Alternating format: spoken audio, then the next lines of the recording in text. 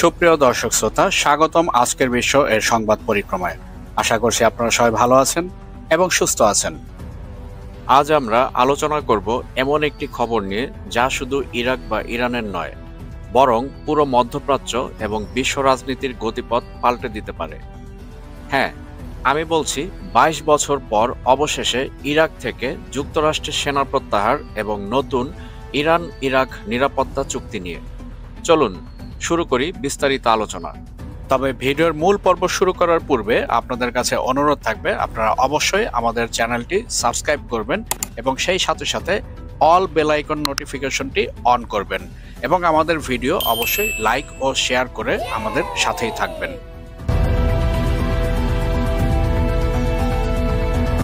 2003 সালে যুক্তরাষ্ট্রের president George W Bush ঘোষণা করেছিলেন, সাদ্দাম হোসেনের কাছে গণবিধ্বংসী অস্ত্র আছে, তাই ইরাকে হামলা করা জরুরি। এই অজুহাতকে সামনে রেখে আমেরিকা ও তার মিত্ররা ঝাঁপিয়ে পড়ে ইরাকে। ফলাফল, মাত্র কয়েক সপ্তাহের মধ্যেই সাদ্দাম হোসেন সরকারের পতন হয় এবং যুক্তরাষ্ট্র পুরো ইরাক দখল করে ফেলে। কিন্তু বাস্তবে কোনো গণবিধ্বংসী অস্ত্রের প্রমাণ মেলেনি। ইরাকের জনগণের কাছে এটা ছিল এক ভয়াবহ বিশ্বাসঘাতকতা। এরপর শুরু হয় দীর্ঘ দখলদারিত্বের অধ্যায়। ইরাকে গড়ে তোলা হয় একে একে মার্কিন 14টিরও বেশি সামরিক ঘাঁটি। মিলিয়ন মিলিয়ন ডলার খরচ হয়, হাজার হাজার সৈন্য মোতায়েন হয়, কিন্তু শান্তি ফেরেনি। বরং সন্ত্রাসবাদ, গৃহযুদ্ধ, আইএস এর উত্থানে দেশটি পরিণত হয় এক রক্তক্ষয়ী যুদ্ধক্ষেত্রে।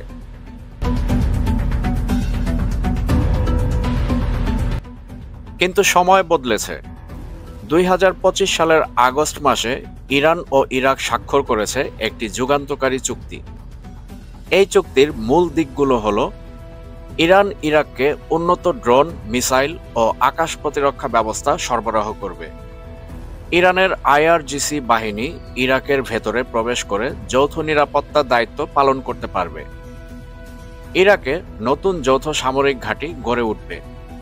সবচেয়ে বড় বিষয়, ইরান ইরাক মিলে যে কোনো বহিরাগত হুমকির বিরুদ্ধে সামরিকভাবে প্রতিরোধ গড়ে তুলতে পারবে। এটা শুধু একটি সামরিক চুক্তি নয়, এটা হলো আমেরিকার 22 বছরের আধিপত্যের অবসান।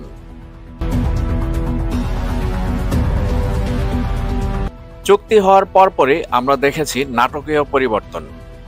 মার্কিন সামরিক ঘাঁটিগুলোর চারপাশে মোতায়েন হতে শুরু করেছে ইরানের সেনারা। ড্রোন, আর্টিলারি, মিসাইল সিস্টেম সবকিছুই সীমান্তে এনে বসানো হয়েছে। এমনকি সবচেয়ে বড় ঘাঁটি আল আসাদ বেস, যেখানে বিলিয়ন ডলার খরচ করে মার্কিন অবকাঠামো তৈরি হয়েছিল, সেটিও এখন খালি করা হচ্ছে।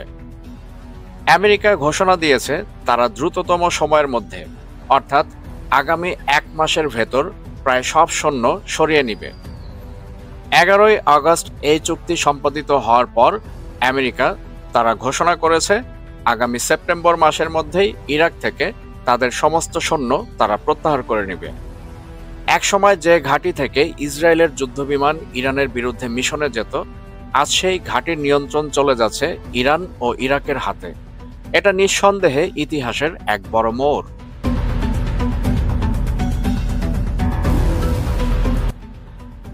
এবার ভাবুন দর্শকবৃন্দ, 22 বছর ধরে যে যুক্তরাষ্ট্র ইরাককে নিয়ন্ত্রণ করেছে, যে ঘাঁটিগুলো থেকে তারা ইরানের উপর চাপ সৃষ্টি করেছে, আজ সবকিছু ছেড়ে চলে যেতে হচ্ছে তাদের।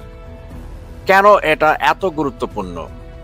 কারণ আমেরিকার বহু বিলিয়ন ডলারের বিনিয়োগ এখন প্রায় বৃথা হয়ে গেল। ইরাকের আকাশ আর ইসরায়েল ব্যবহার করতে পারবে না। ইরান কার্যত মধ্যপ্রাচ্যের সবচেয়ে শক্তিশালী খেলোয়াড়ে পরিণত হচ্ছে।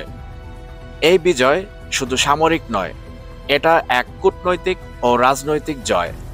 কারণ যুক্তরাষ্ট্র যে অঞ্চলকে 22 বছর ধরে দখল করে রেখেছিল, সেখান থেকে তাদের বের করে দিয়েছে ইরানের একটি মাত্র চুক্তি।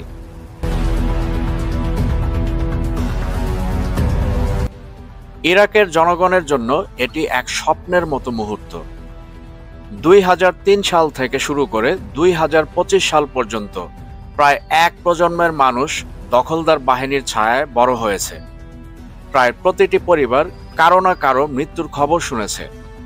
গ্রিন জোনে ঢুকতে পারেনি সাধারণ মানুষ। অন্যদিকে আইএসআইএস এর উত্থানেও দায়ী ছিল মার্কিন নীতি। আজ যখন মার্কিন সৈন্যরা পিছু হটছে, ইরাকের সাধারণ মানুষ এটাকে বলছে আমাদের দ্বিতীয় মুক্তি। প্রথম মুক্তি ছিল 1932 সালে ব্রিটিশ দখল থেকে।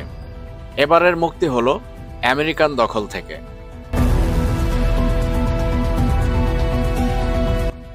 তবে বন্ধুগণ, এটা ভেবে ভুল করবেন না যে যুক্তরাষ্ট্র একেবারে হাল ছেড়ে দিবে।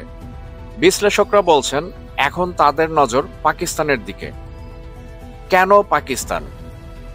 কারণ পাকিস্তান সরাসরি ইরানের সীমান্তে অবস্থিত।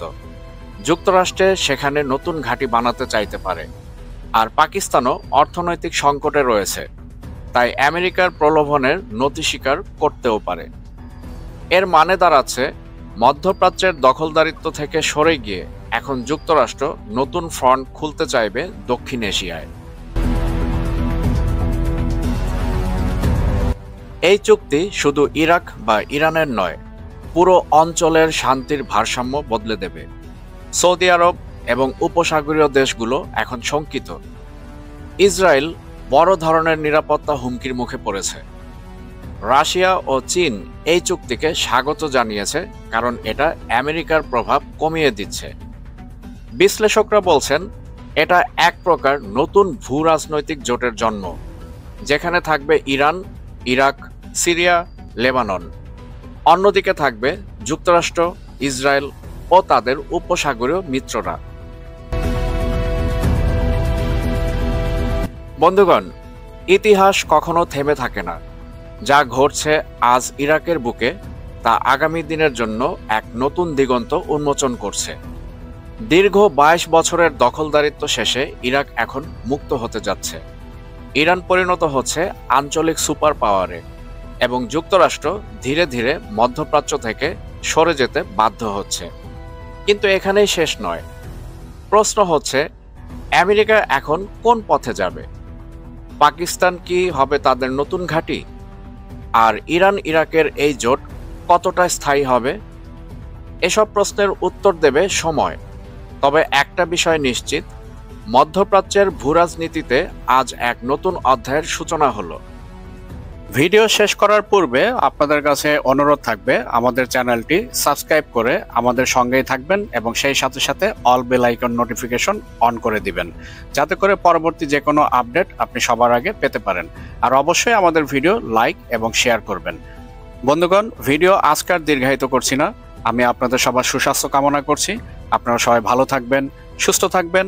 আজকের বিষয়ের সাথে থাকার জন্য আন্তরিক ধন্যবাদ।